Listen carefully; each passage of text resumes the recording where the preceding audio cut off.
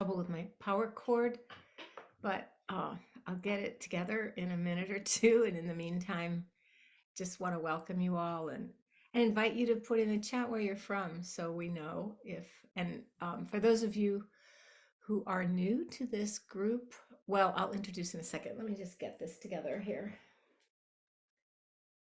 I'm just having some trouble connecting it.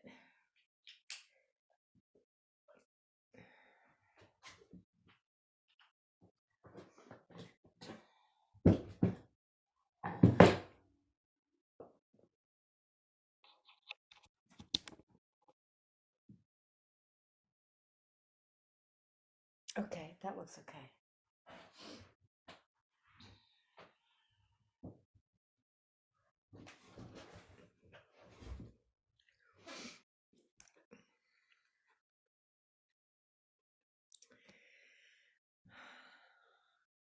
So I want to welcome you all again and thank you, Ava, for moderating today. It's lovely to see you again. Yeah, so nice to see you. Um, and yeah, for those of you who might be new to Inside LA, we divide this time roughly into thirds where we sit for approximately half hour. We have some teachings and then some dialogue with each other. And I'm speaking to you this morning from Venice, California, from the unceded lands of the Tongva people, and a little further north, the Chumash tribes of indigenous people who were custodians of this land for thousands of years um, before we got here. So, just a bow to the fact that these lands were not, we did take what was not given, which is against the precepts, but here we are. And um, again, my name is Trudy. I'm the founding teacher at Insight LA, and just really happy to see you all this morning.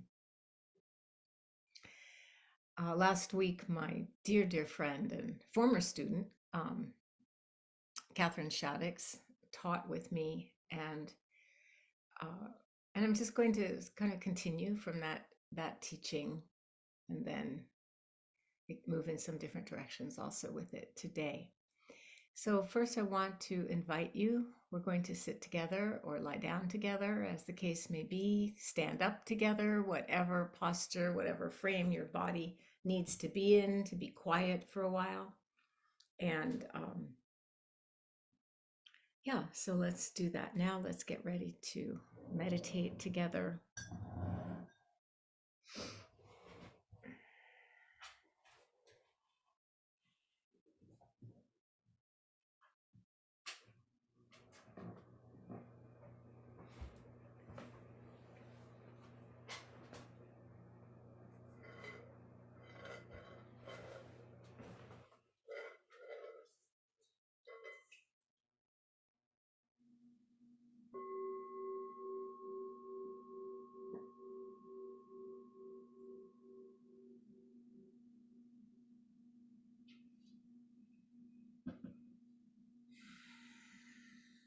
So taking a few deep breaths, breathing in the aliveness of this moment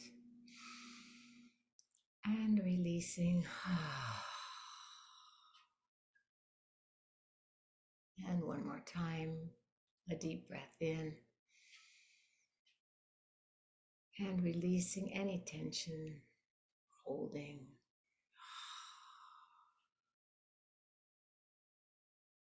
And again, just breathing in the fresh air and then breathing out, cleansing the lungs and making room for the new breath. And then allowing the breath to just move in its own natural rhythm.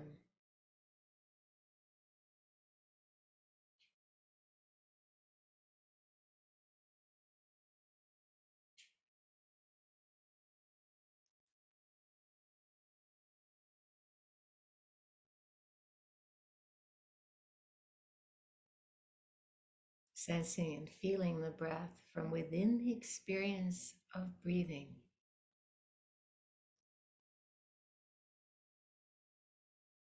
not thinking about it, but just simply sensing and feeling the breath in the body.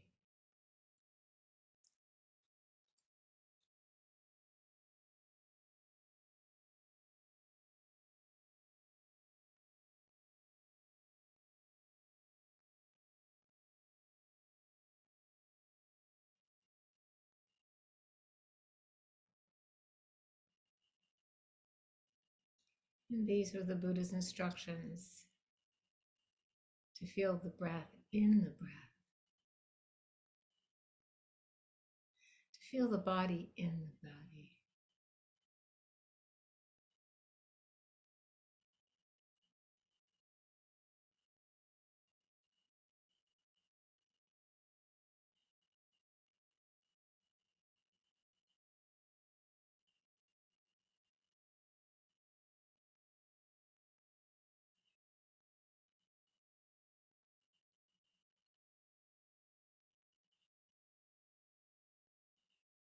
Sensing and feeling the aliveness of the body through the dance of sensation in the body.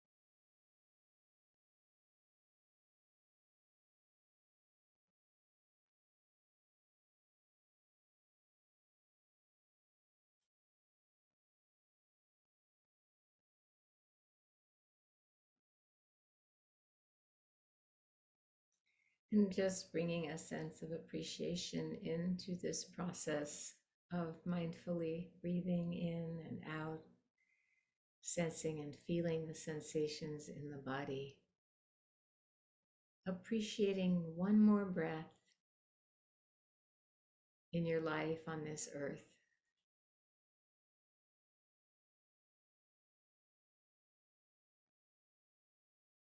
Appreciating one more moment of this embodied condition of being alive here.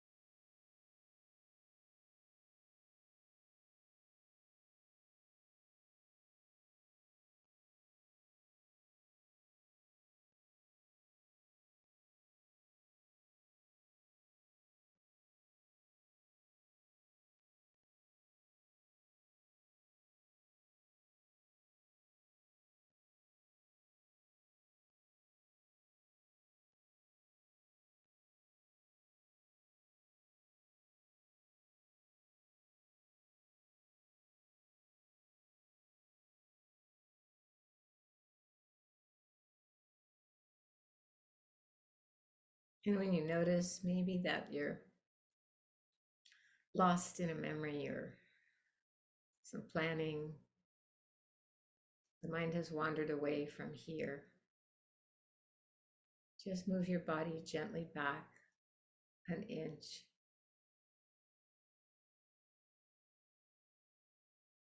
and sense the subtle relaxation as you move into this posture of receptivity, of receiving the moment,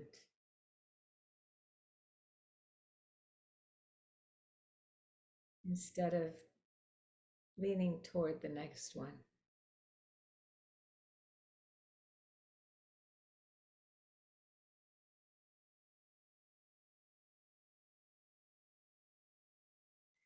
allowing the thoughts and feelings to come toward you instead of following them.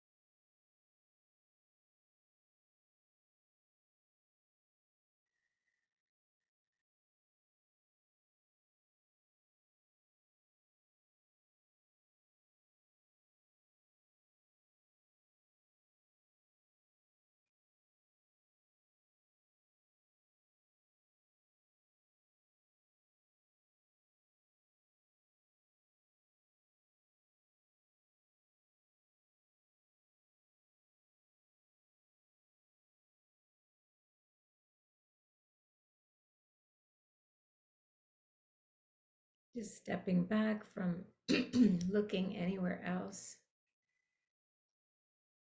for understanding or insight.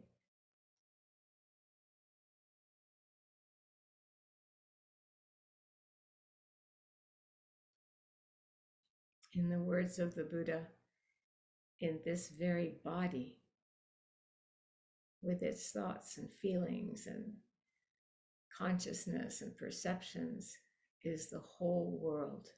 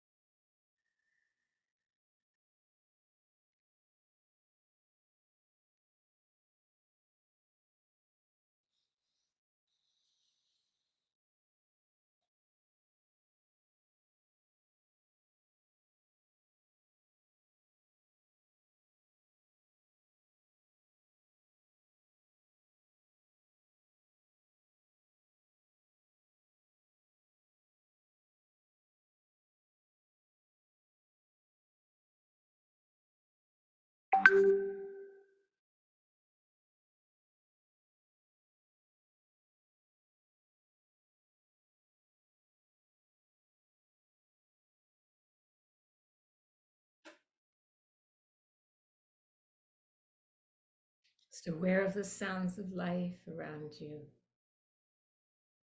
and just what you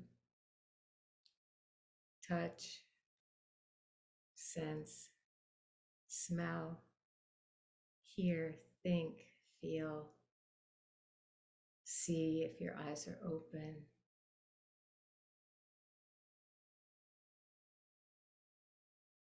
All these manifestations of awareness, seeing, hearing, tasting, touching, smelling,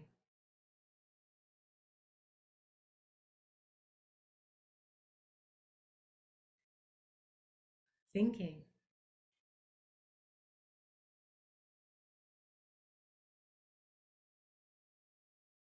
and the consciousness, the awareness that holds it all.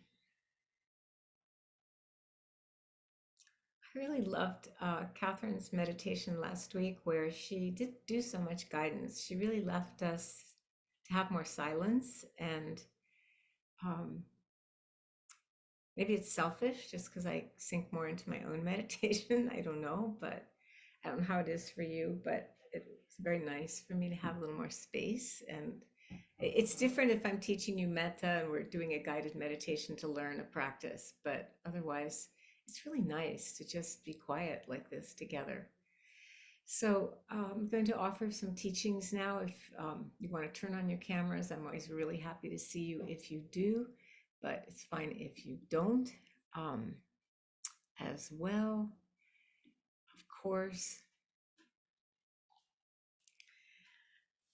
And this teaching that we talked about last week, actually the last couple weeks, these ways of being with the body, according to the teachings, I read you that beautiful quote from Achan Mun: never let the mind desert the body.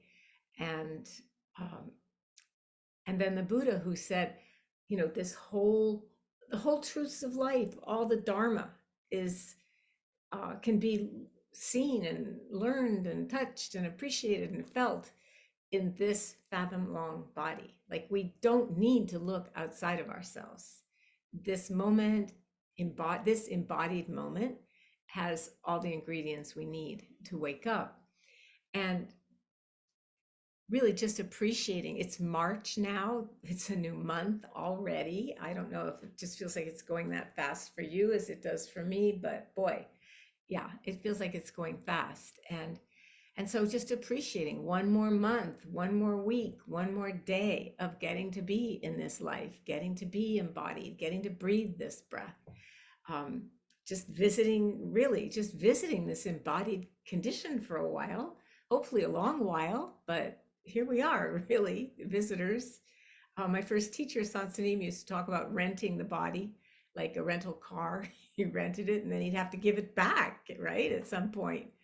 Um, but I think that what's important is to just realize, yes, in this body, with its perceptions, its feelings, its consciousness, is the world. It's our world. It's the world of each one of us, and this is something that's challenging to experience both individually and collectively, because what we see in our consciousness, what arises in our hearts, what plays out in front of us, is not always easy. Like, I love that Bob Dylan phrase when he goes, "Wowee, pretty scary." It can really be like that. And I don't know how many of you go on social media. I'm certainly not going to, after all the years of talking about, um, you know, the algorithms and how they silo us and being in our bubbles and then polarizing society. I'm certainly not going to encourage anyone to go on social media, but I have been this last year pouring a lot of creativity into my social media for two reasons. One is that it is a fabulous way to avoid writing. So that's very good for that.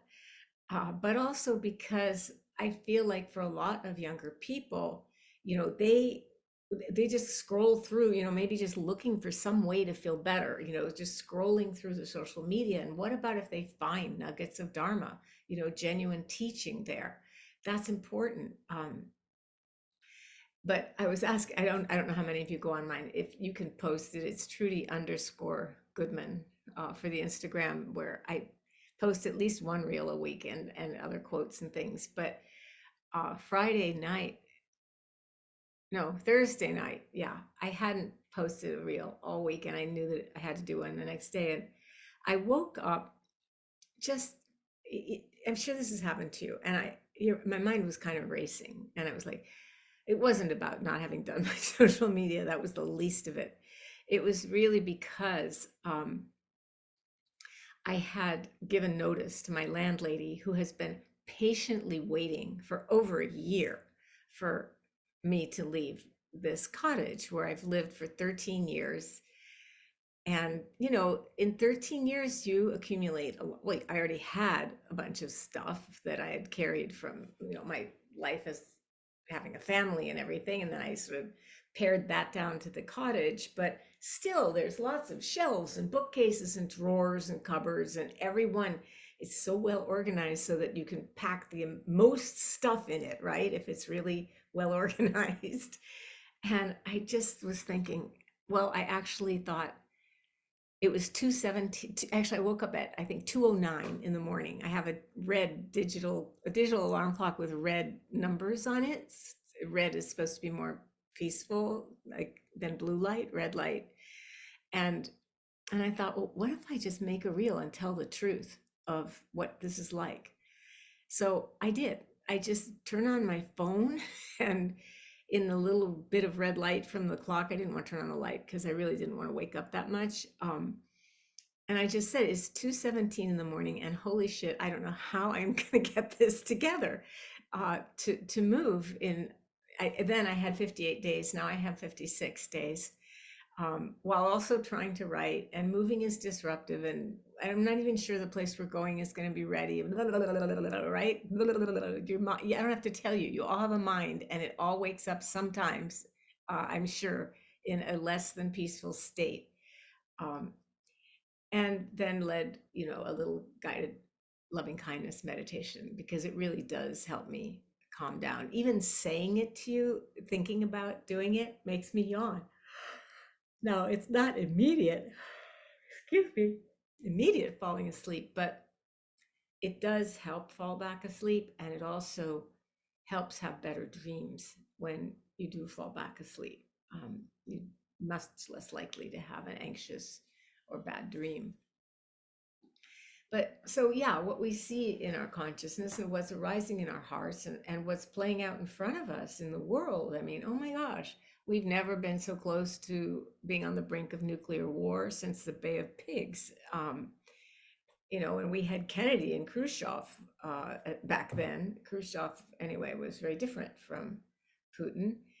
And we're, witnessing these incredible storms and this and that, and climate catastrophe is on the horizon, and the divisiveness of racial and economic inequality, racism and inequality. I mean, we could just look around and freak out if we want to. There's plenty to get upset about, and learning more about our country's history, it can be really overwhelming. And if you're doing any of that work and thinking about these things, we do have at Inside LA, I think it's every Friday night, a white awareness group that's led by two really good teachers from Inside LA, really experienced people. So I encourage you to go to that group instead of just to shut down, because that's sort of the instinctive response, right? Is just to shut down.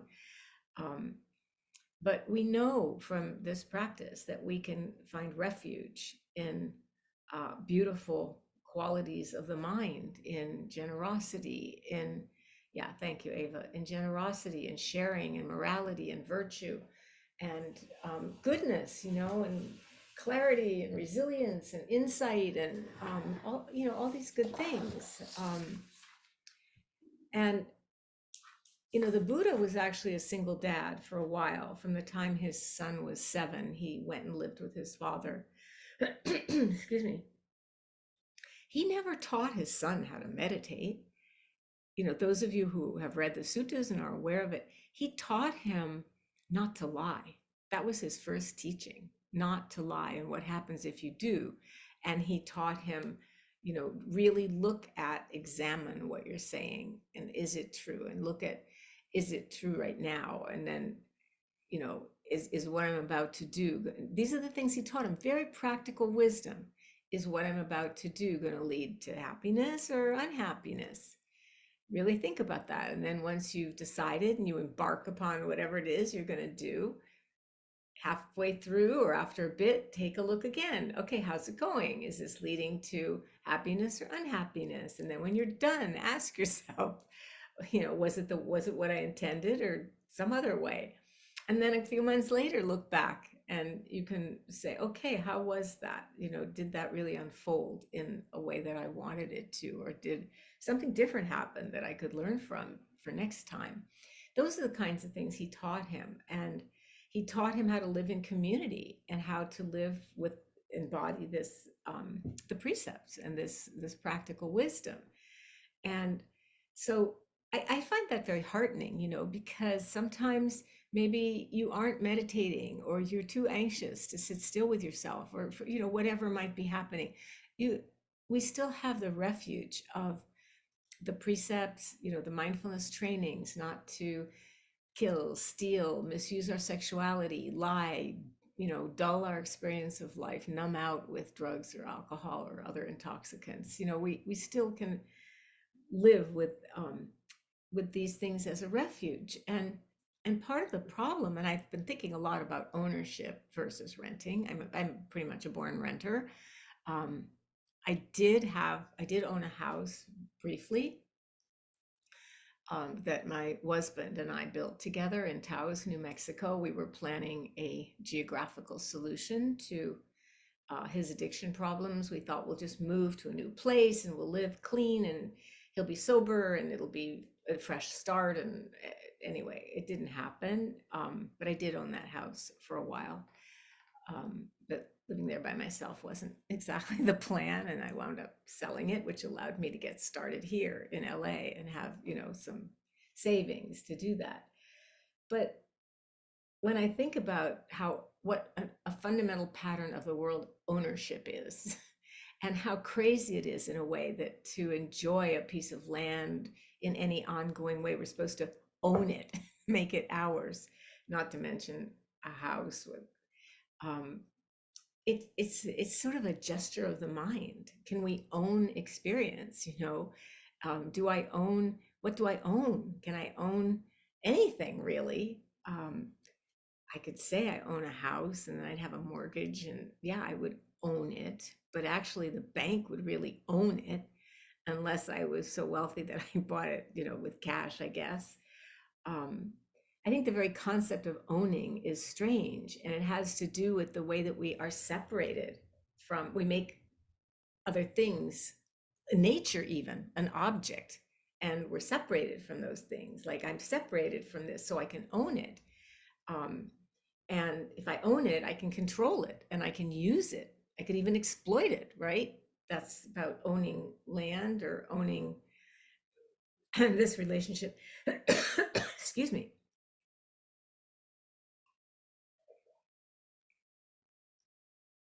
This planetary relationship to nature. And this separation, it isolates us from responsibility and being guardians in a way, and engaged with that which we own.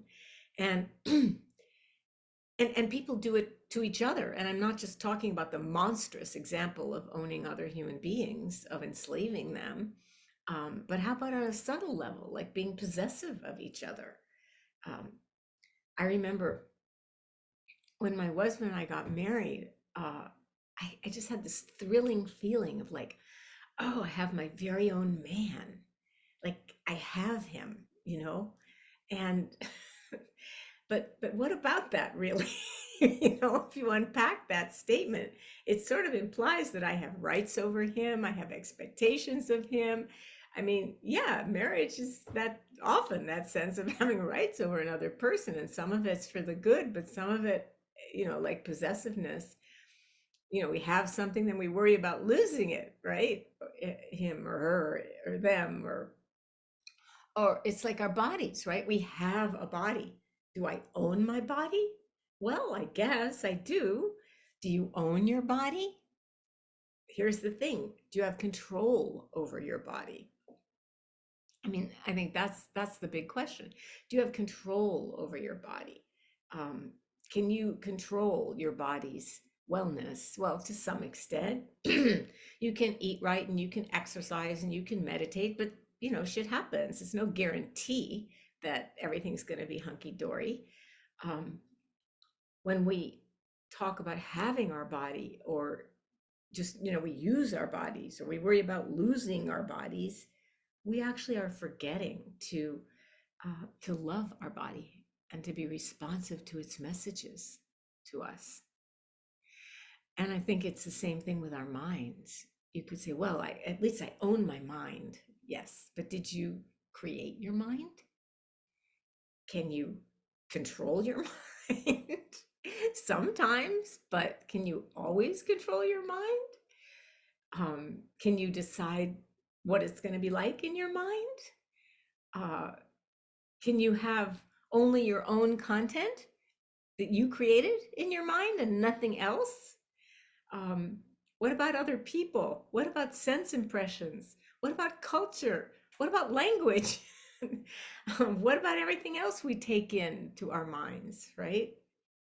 So, anyway, I've been really reflecting on this question of ownership and connection and separation. And I think that, for our minds especially, we can't have our minds always suit our needs, unfortunately. Um, and we can't see ourselves as separate from nature, because when we do, bad things happen, and they've happened, and we can look around and see them in what's happening to the earth. And sometimes I want to ask, I wish I could ask, every person in government or powerful corporation, weren't you born from a woman's body?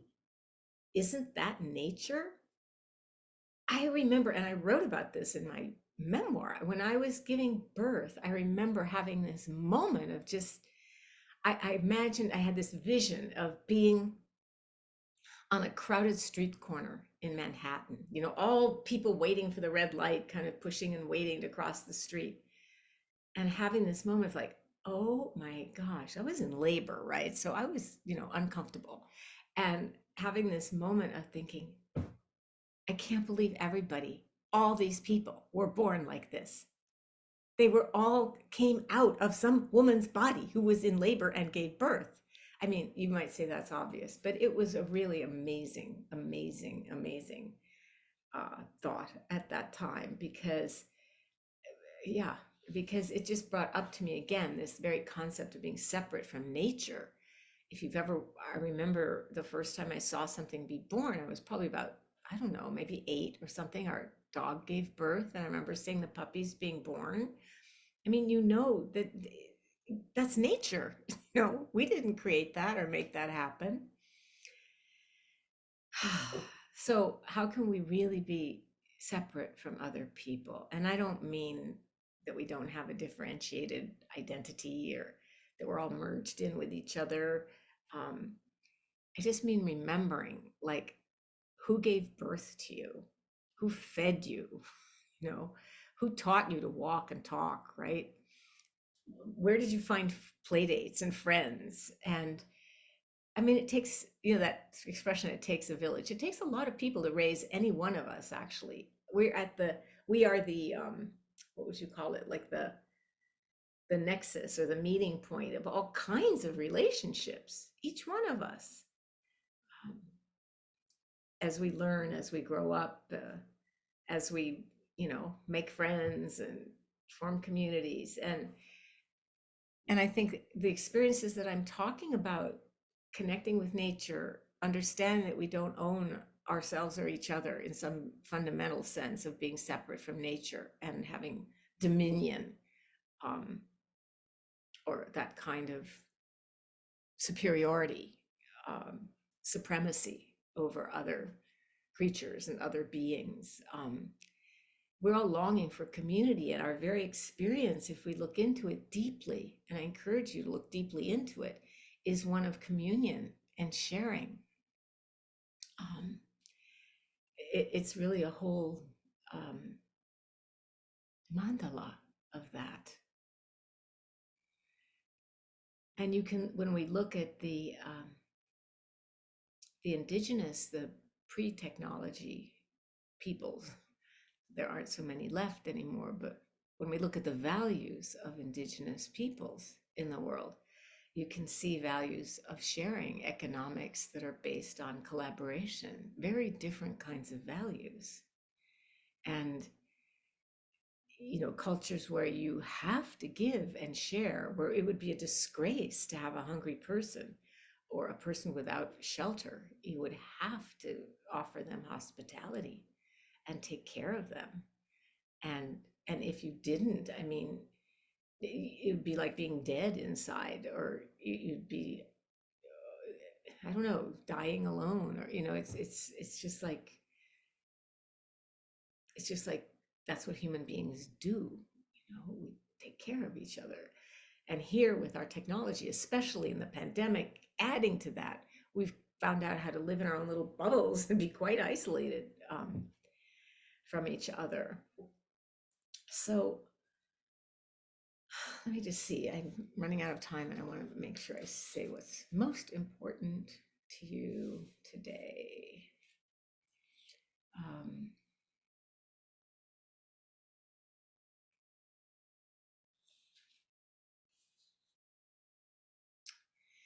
yeah, I think that,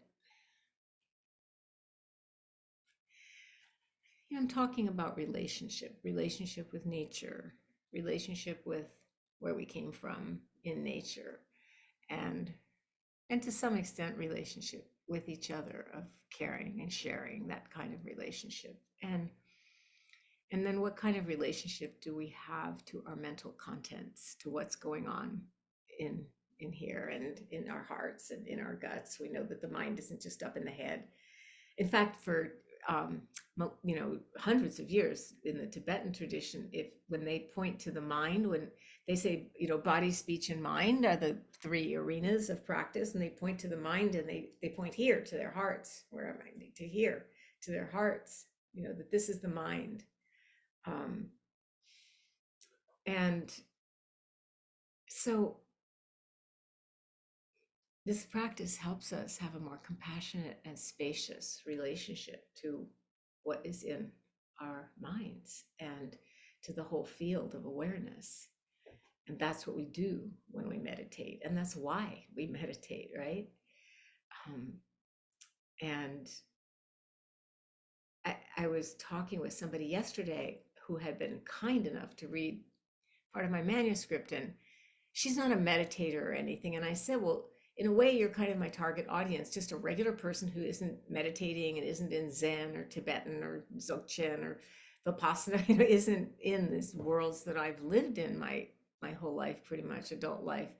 Um, and it was great because she was asking me questions. She was asking me like, okay, like what do you mean by consciousness?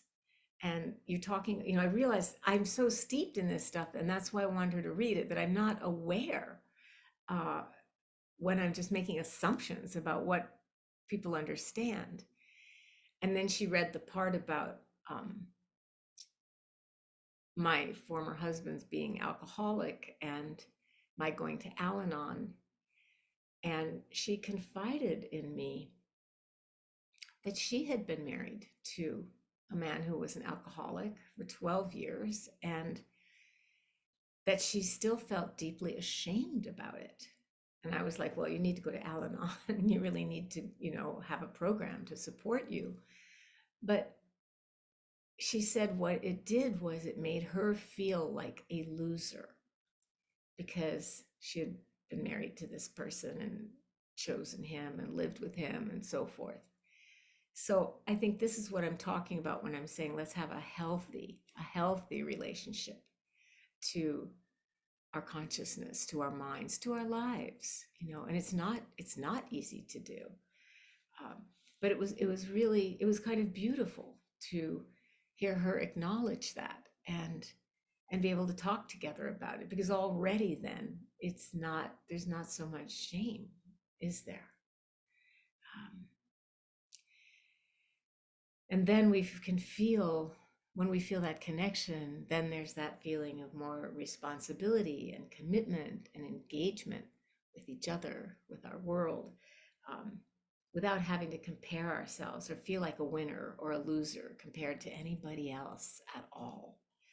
um, and this is, I don't know about you, but so much of my consciousness over my life has been about um, what I should be and not just what I am, except for this practice, which is why I've devoted so much time and energy to it. And that too, that the healthiness is determined to a large extent of what you give energy to, what you withdraw energy from. Um, but think about that. It's it's not what you should be. It's not about what you should be. It's about what you are right here, right now, what you are. And this is sacred practice, just what we are, what we see, hear, feel, taste, touch, think, the perceiver of consciousness, the perceiver of the world, not separate from the world in that sense of being set apart, having control over it, being above it all. Um, so there's lots more for next week, I'm happy to say. um, and for now, I do want to give you all a chance to speak, to bring your reflections and your consciousness and your questions if you have them, whatever's happening for you in in your life, in your practice life these days. Um, who would like to say something? Oh, haha, Jack is here. I see him. Well, I see his picture. I don't see you, Jack. Are you here? Well, his picture's here anyway. Yes. Oh, hi. Hi. That's fun. Jack is up north teaching his opening of the MMTCP program that he and Tara Brock and some other wonderful teachers lead together.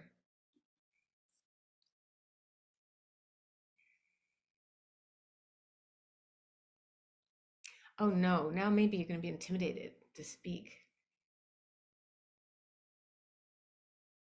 Come on, somebody be brave.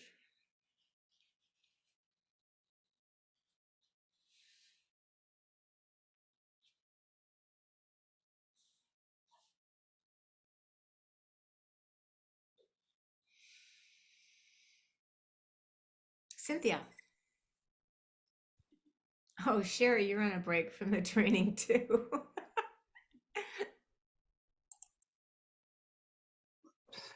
There we go. Hello.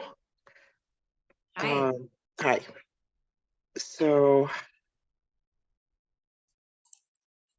this And is a this is a particularly good topic because the community has been through the waves of disturbances that have occurred in my outer life. The community has been very helpful, but I really, this has been a time of so much disturbance back to back to back to back that I was going to ask, when you're caught in a time like this, where the outer world of circumstance is shifting so quickly that there's no foothold, besides coming and sitting, what else can I do to just maintain my center? I'm just, I'm been through a lot. I'm in my 70s and crisis is part of life. I got that. But the things that are happening now are quite extraordinary. So I just thought I'd jump in and pose that esoteric question. What else do you do? it's a great question. I love practical esoteric questions, Cynthia. Sometimes I'll be honest with you, when I got my last divorce really sort of did me in for a long time. And for a while, there was really nothing else to do except sit on the cushion. I would be so Yeah, riddled with anxiety, just like creepy, crawly skin yeah, anxiety. yeah. And I remember even trying to take anti-anxiety medication. That's how desperate I was. But it just made me feel like I had been clubbed, over the head with a baseball bat. It just didn't work. It didn't work. But so what else can you do besides sit? Sitting's the best, but something else you can do, and I really learned this a lot in the 12-step program, that is just do something good for somebody else. Uh-huh. And anything, you know. Um, but that is, I think, something you can do. And it just helps for a moment to take your mind off Mhm. whatever it is that's crisis in your life right now. And it gives you a little sense of agency and of feeling good. And it doesn't matter if you're doing something good in order to feel good yourself. Every bit of altruism has mixed motives, the motive of really selfless wanting to serve the world, but also because it makes us happy to do that, to be generous or whatever.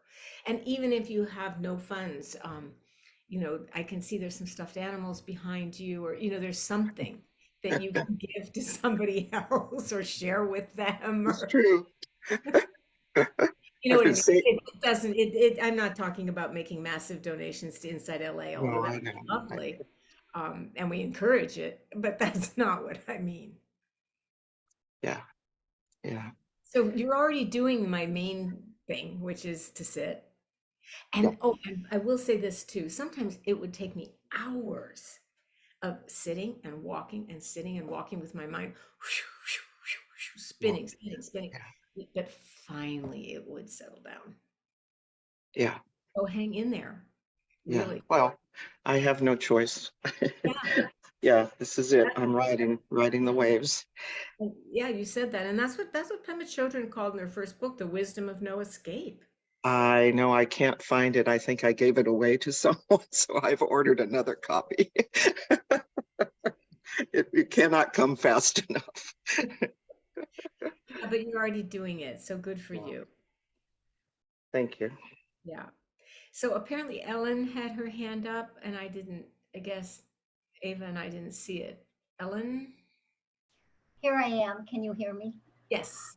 I haven't been here for a while, and I just want to say, Trudy, you look so beautiful, and and your talk was so healing. I could feel it through my whole body, and I'm just, you're such a blessing. And um, your what you were talking about brought up a lot of wonder in my. I mean, it was like nobody had said certain things that you said, and I realized that I hadn't even, I mean, thought in the way you were thinking about responsibility as a person to unhoused or I mean, I know it intellectually.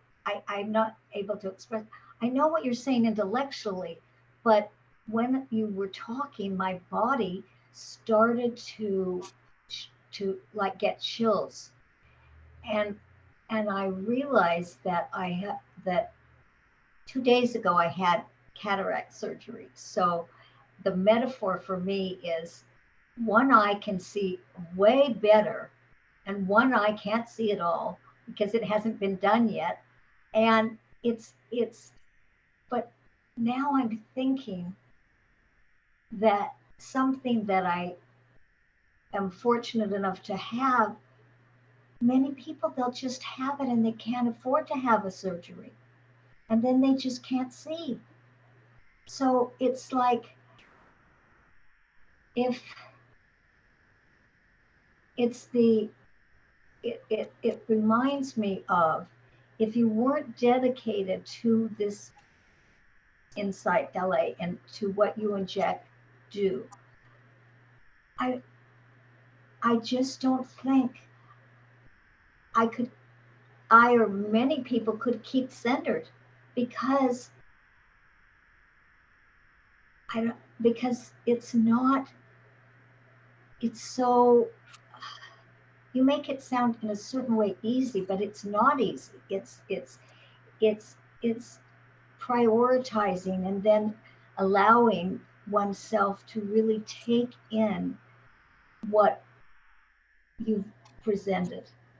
And that's and the, and it and I think what I really, it doesn't take addiction or drugs or alcohol or something. I mean, you could just not be present. That's right. I mean, I can just not be present. But so I just am so grateful to you. I just wanted to say that. Thank you.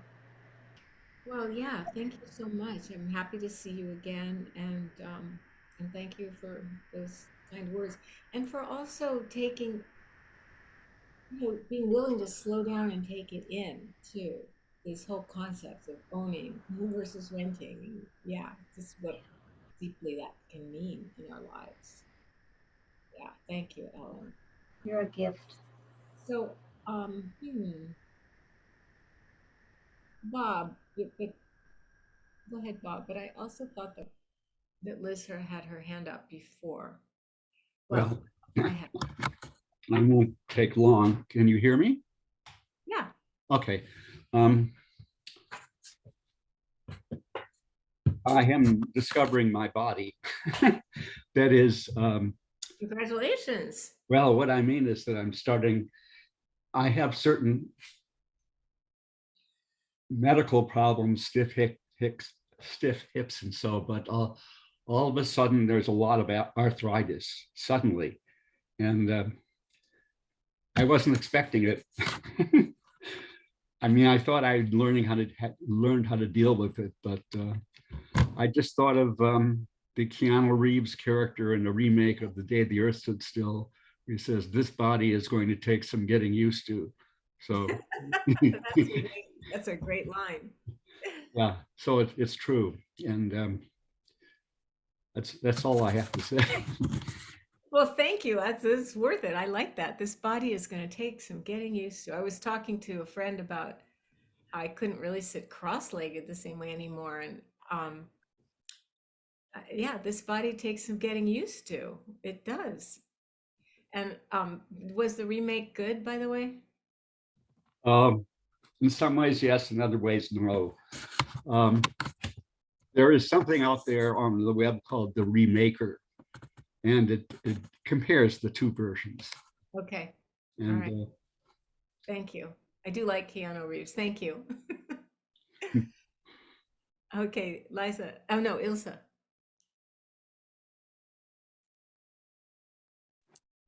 Hi, good morning. I just wanted to share in regards to the whole body talk. I am 39 and I'm on disability, but it's mainly for mental health. And I have been very grateful, definitely very grateful. I have been feeling safe, like a whole new life.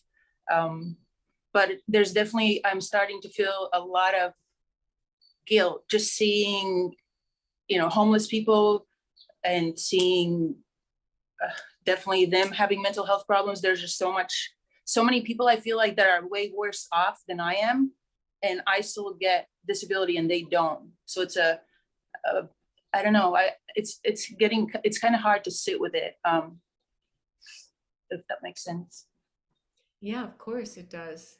It's very hard to sit with the inequities, inequalities, and unfairness and injustices of life, for sure.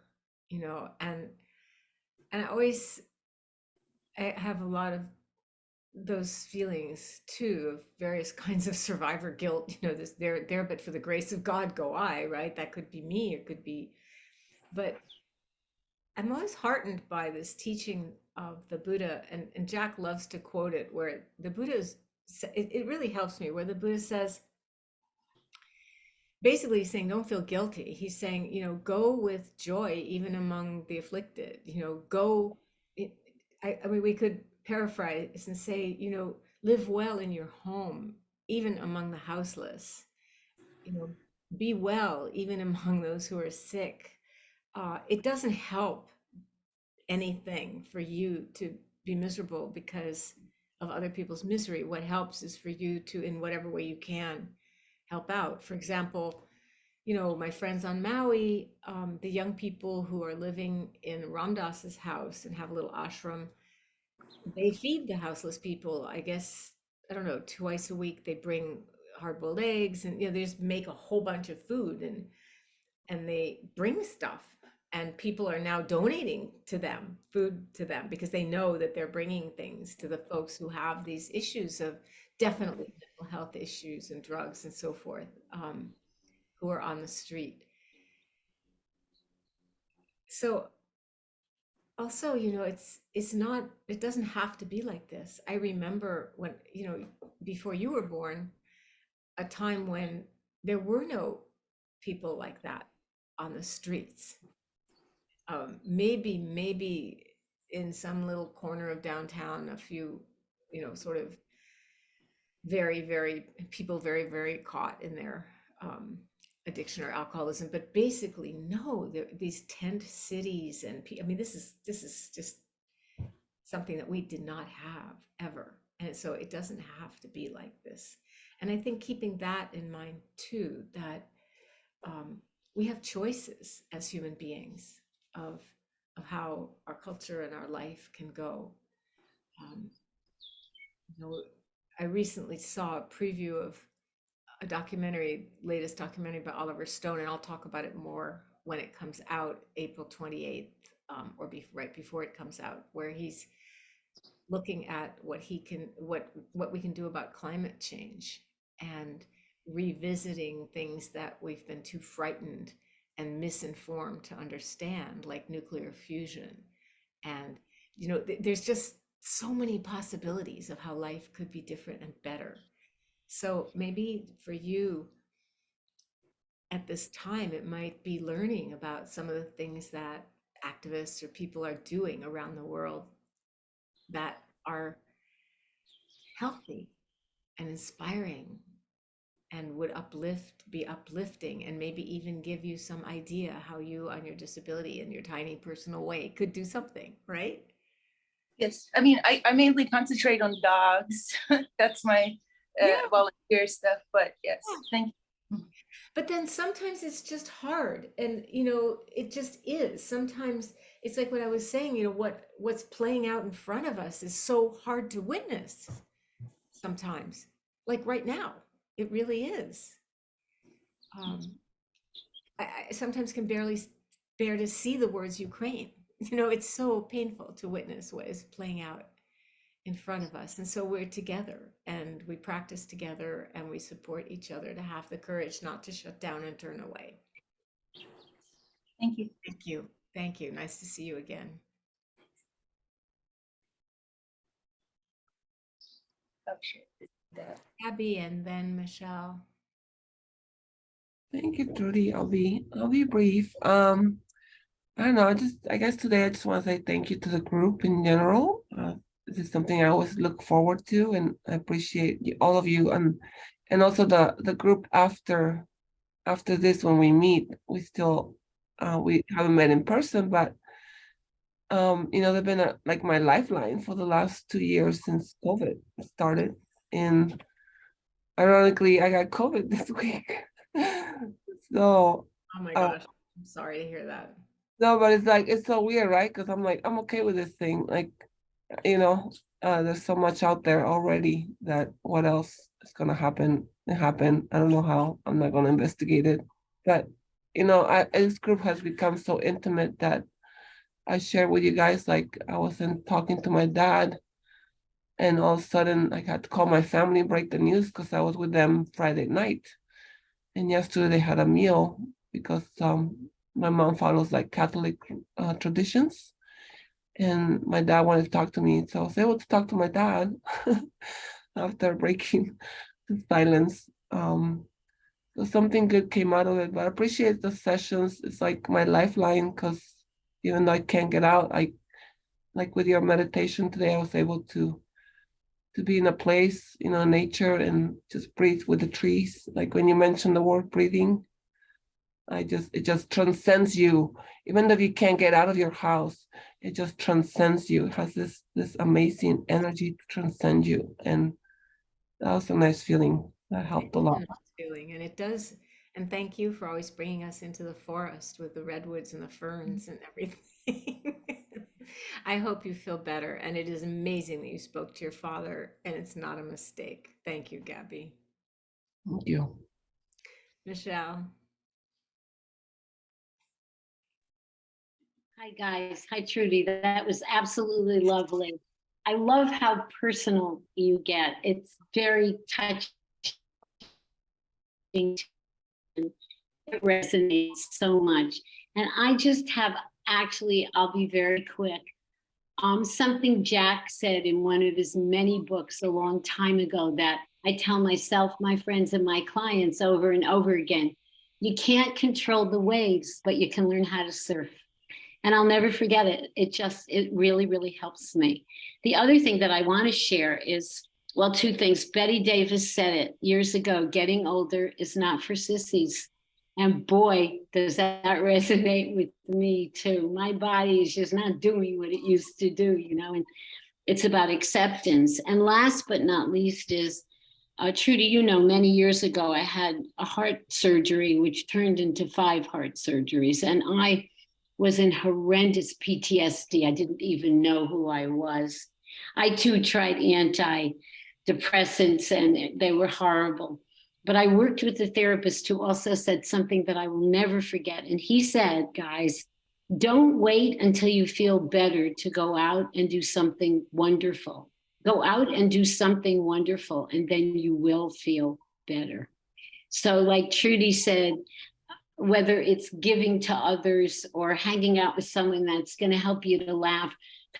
For a long time, I really hid because I was feeling so terrible.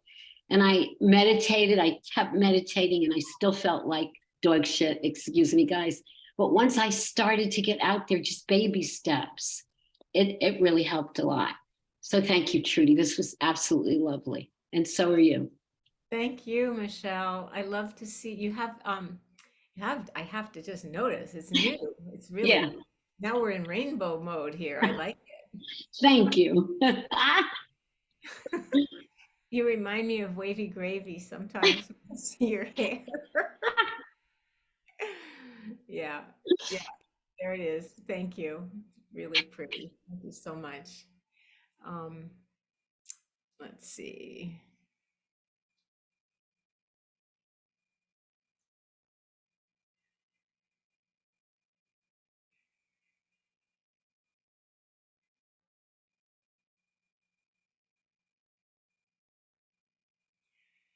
Michelle from Santa Barbara, who's new, are you still here with us? Let's see, I have to look at the gallery view and see. Oh, yeah, that was lovely. Thank you so much. I just had surgery, so I'm staying out of the. You don't have to turn on your camera. I just wondered if you were still here, and I saw in the chat that you were new, and I wanted to just welcome you. Wonderful that you're here. Thank you so much. And I hope you're recovering from whatever surgery that you had to have. I really hope you're recovering well. Thank you. Yeah. So we have a few more minutes before we have a closing meditation. Jules. Hi. So I have a friend who I've been friends with for over 30 years now. And in the last, I would say 5 years, maybe 3, 4 years, she's just turned into this other person where she's become, she really believes in all the, conspiracy theories, and it's just gone crazy. I'm, and I keep telling her and reminding her, I love you, I support you, but we have different views. Let's not get into this. But she keeps pulling me down this rabbit hole. So I guess my question is, do you have any advice on how I can maintain my sanity and not go down that negative path while still loving her and feeling compassion for her, because she is going through a lot? Yeah, so listening to you, it sounds like this is her, maybe not so, maybe it's a little bit maladaptive from your perspective and mine, but it's her way of trying to cope with whatever whatever is arising in front of her face at this time in her life. And I think the main thing is to have other friends too, so that she isn't the only person that you're having close exchanges with, because you know your own mind and heart, and you know what you believe to be true. And it's just that sometimes when people are intent on persuading you, like almost like brainwashing you, you know, it's it's like the love gets all tangled up with the conspiracy theories. Do you know, it's hard sometimes to disentangle. I Mhm. love this person, I respect this person, I know she's bright. And that's been something that's been hard for me to understand. People that I really respect and know that they are bright people believing things that are to me outlandish, Mhm. completely at odds with science. And anyway, I don't mean mystical, spiritual things that might be outside of our ability to have a concrete experience. I'm not talking about those things. You know what I'm talking about. I'm Mhm. talking about attributing, satanic motivations to politicians and yeah, it's just Exactly. Exactly. Yes. things like that, which, and I think that I just hope that you have other friends too, and maybe you need to be a little more firm and unyielding about we don't go there, we're not going there, and Mhm. finding things that you can both enjoy together, maybe cooking a meal, maybe, just very concrete, practical things where you're not just talking about ideas. Um, but doing something together, going to a movie, or I don't have to tell you, you know what I mean, doing just very concrete kinds of practical things together where maybe you won't get as involved in philosophical conversations. But tell me, where I was interested in your saying that you afraid you couldn't sort of keep hold of your own sanity. Yeah, because I know that all these things that she's feeling, it's so outlandish, like you said. It's not just like you're right wing and I'm left wing. It's like it's crazy nonsense that comes out of her, to the point where I think like, is there something medical happening here with you? Because it scares me sometimes. So aside from that though, I get so angry because I can't believe these things are coming out of such a wonderful person who is so smart and just she's a good person, and I just don't know where it's coming from, but it sucks me down into this negative spiral too because it makes me angry to hear it from her. I think it also makes you sad because it's like you've lost a friend. Yeah. Mm-hmm. Yeah. I mean, you have her, but not the way you used to because she's gotten lost in some way. Yes. Yeah. And sometimes it's easier to get angry than to feel the sadness. Yeah. Yeah. Yeah, that's a tough one. And you're not alone. This is a sad problem in our society these days, in our world. Um, Mm-hmm. when people talk about divisiveness, this is part of what they're talking about. Yeah. So I'm sorry you're experiencing that. And thank you for telling us about it. And now let's sit together for a minute before we close for the week. Let's just wish wish you and your friend well, Jules. And take a deep breath and just, yeah, have a moment to quiet our minds and hearts.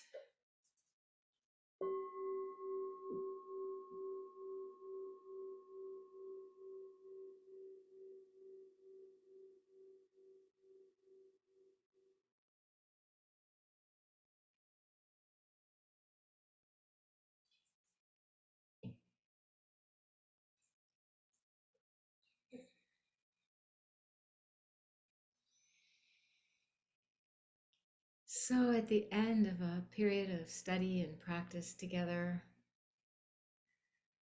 we express our appreciation and gratitude for the teachings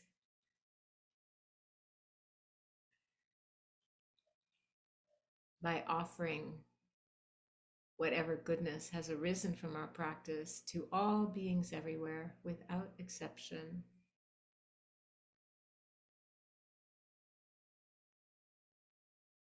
May all beings find their way to some kind of connection and harmony with nature, with their own nature, which is loving awareness.